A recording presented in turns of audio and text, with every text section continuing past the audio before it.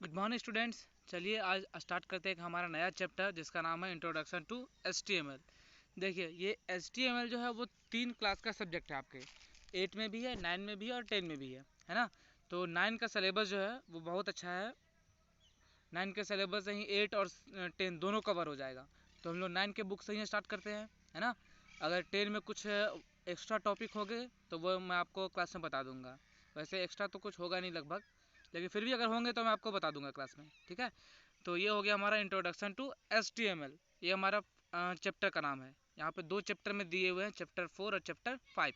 तो हम लोग दोनों चैप्टर पढ़ेंगे, ठीक है। तो देखिए HTML होता क्या है। HTML एक मार्कअप लैंग्वेज है, ठीक है। HTML का फुल फॉर्म आपको पहले से ही पता है। HTML refers to hyper text markup language. मैं आपको बहुत बार पहले भी बता चुका हूँ कि HTML जो है वो एक मार्कअप लैंग्वेज है, ठीक है, ना कि प्रोग्रामिंग लैंग्वेज। तो इस बात का आपको ध्यान रखना है कि HTML सिर्फ और सिर्फ मार्कअप लैंग्वेज है। अब मार्कअप लैंग्वेज क्या होता है। मार्कअप लैंग्वेज जो होता है वो किसी भी वेबसाइट को डिज़ाइन करने या वेबसाइट का कंटेंट बनाने का काम करता है, ठीक है। जैसे कि उसका एग्जांपल एक HTML है और दूसरा XML है।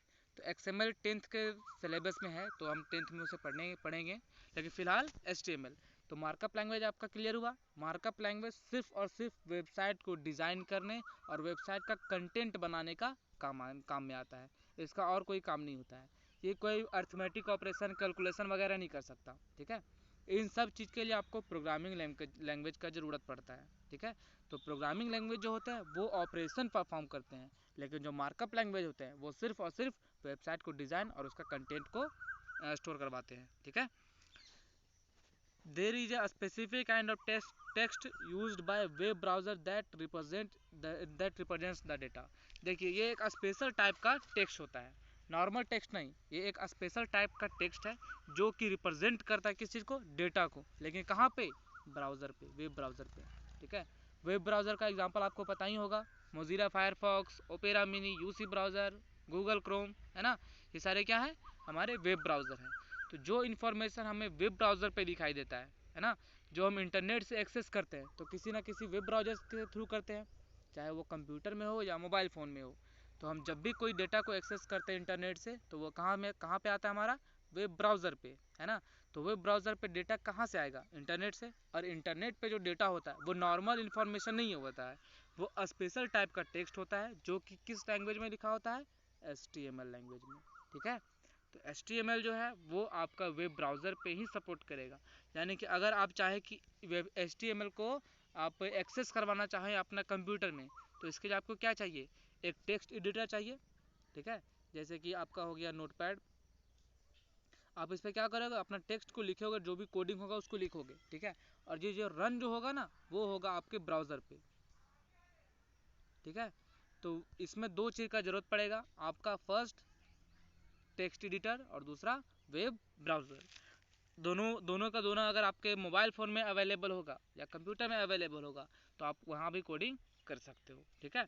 मैं आपको मोबाइल फ़ोन में भी कोडिंग करना बताऊँगा, ठीक है। तो उसके पहले चलिए देखते हैं इसका ब्रीफ नॉलेज।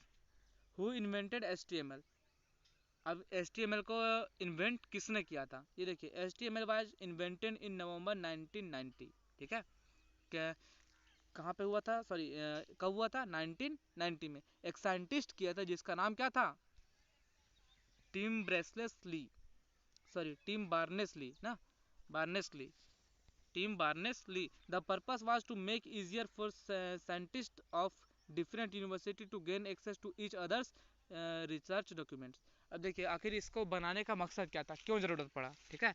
तो डिफरेंट डिफरेंट यूनिवर्सिटी जो था उसमें डेटा चाहिए था, कुछ इन्फॉर्मेशन चाहिए था, ठीक है। तो उसने क्या किया, सारे कंप्यूटर्स को एक नेटवर्क के जरिए जोड़ दिया। अब उस नेटवर्क में डेटा आखिर फ्लो होगा तो होगा कैसे, ठीक है ना। तो डेटा फ्लो होने का कोई मीडियम होना चाहिए ना।